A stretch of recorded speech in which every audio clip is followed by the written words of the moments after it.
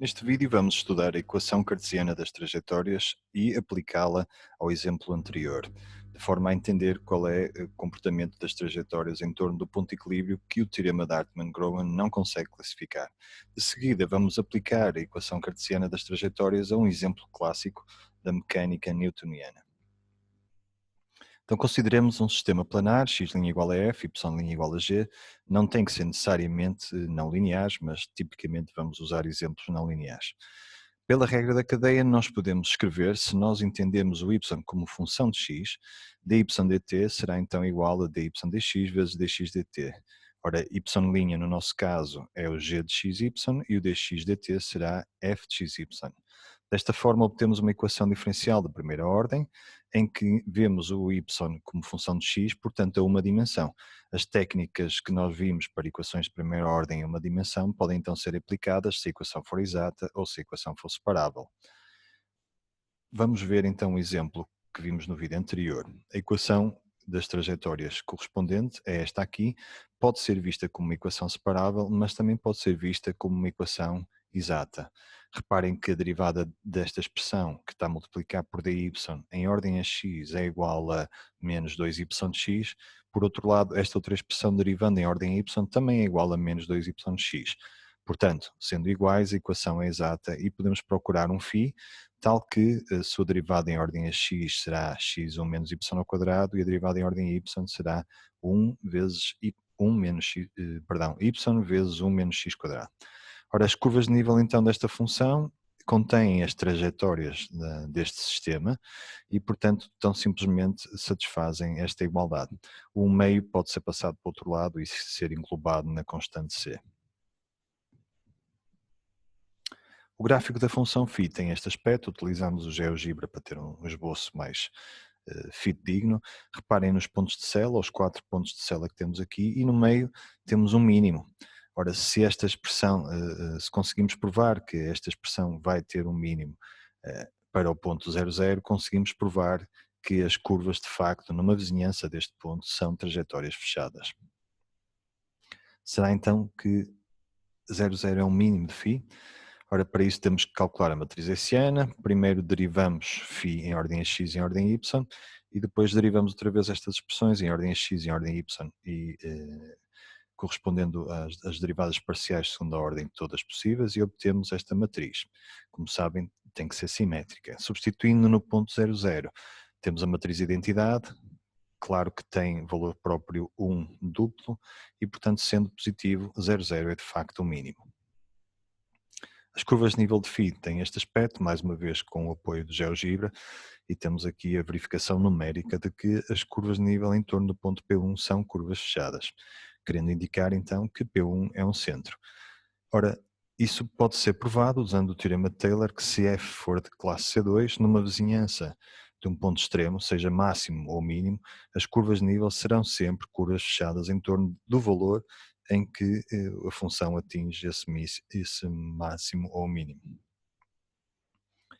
Vamos então agora aplicar ao caso do sistema mecânico F igual a ma, a aceleração sendo representada pela segunda derivada de x em ordem ao tempo.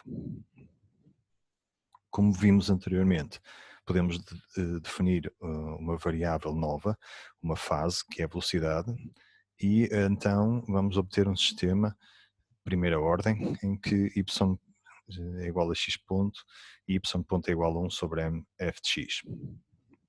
A equação diferencial das trajetórias, então, utilizando a regra da cadeia, é igual a x ponto dy dx igual a y ponto, o que, substituindo pelas expressões que aqui temos, vai gerar uma equação que facilmente se vê que é separável.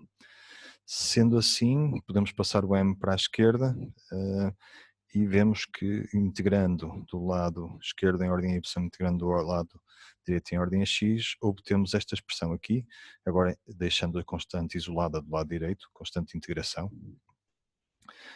E esta é a nossa equação cartesiana das trajetórias no espaço de fases, posição versus velocidade. Ora, poderão ter identificado aqui nesta expressão, o meio da y ao quadrado é conhecido por energia cinética, integral de menos f é conhecido pela energia potencial, E a energia mecânica, que é a soma destas duas energias, é constante ao longo das trajetórias no espaço de fases. Por essa razão, por ser conservada a energia mecânica, este sistema chama-se conservativo. Ora, as curvas de nível da função energia pode-se ver facilmente, chamando ela EP de x a este integral aqui, a menos integral, energia potencial. Podemos ver então que estas curvas têm uma expressão muito simples, o y ao quadrado igual a 2 sobre m c menos energia potencial, ou seja, y igual a mais ou menos raiz quadrada. Uma implicação imediata desta fórmula é que as curvas têm que ser simétricas em relação ao eixo de x, pois temos mais raiz quadrada e menos raiz quadrada ao mesmo tempo. Então, o gráfico da energia potencial, só por si, já nos dá uma ideia das curvas de nível da energia mecânica. Vejamos como. Ora, os pontos críticos do nosso sistema vão corresponder aos zeros da função f, tendo em conta que o y tem que ser sempre igual a zero.